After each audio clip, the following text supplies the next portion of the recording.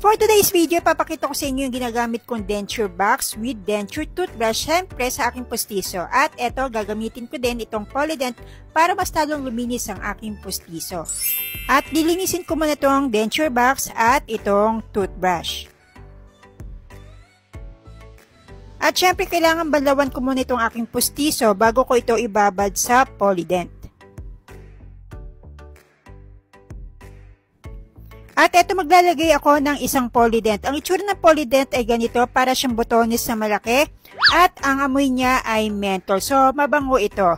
Pagkatapos, lalagyan ko ng konting tubig lang na mainit itong Polident. At makikita nyo na bumubula siya. Tapos, hinaluan ko ng tubig galing sa gripo kasi kailangan maligam-gam lang yung tubig na gagamitin natin. Pagkatapos, ayan, hinalo-halo ko itong Polident gamit itong toothbrush. At nung ma-check ko na maligam-gam lang yung tubig, so ayan, ilalagay ko na itong aking pustiso. So bago yung aking pustiso, kaya kailangan ingatan ko yung pustiso ko sa taas ay Ivocap and then yung sa baba ay flexible. And then ibababad ko ito ng mga 5 to 10 minutes. Pero kung mas matagal na kababad, mas maganda. A few moments later.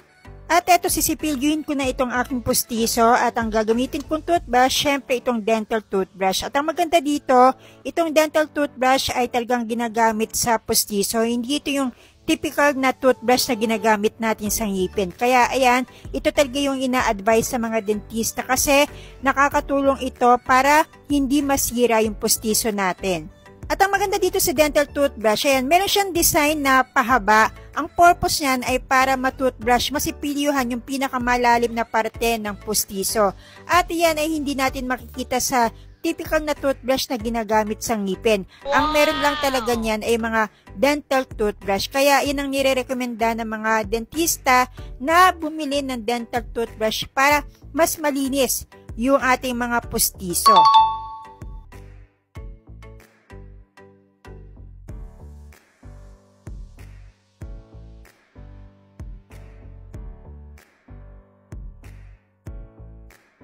Pagkatapos, binanlawan ko na itong ang pustiso ko gamit syempre itong tubig.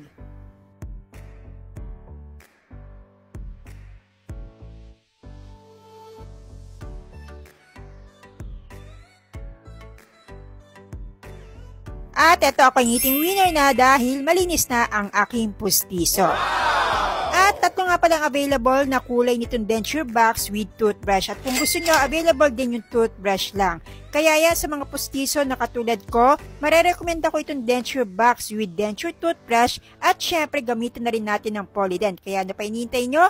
I-click nyo lang ang yellow basket.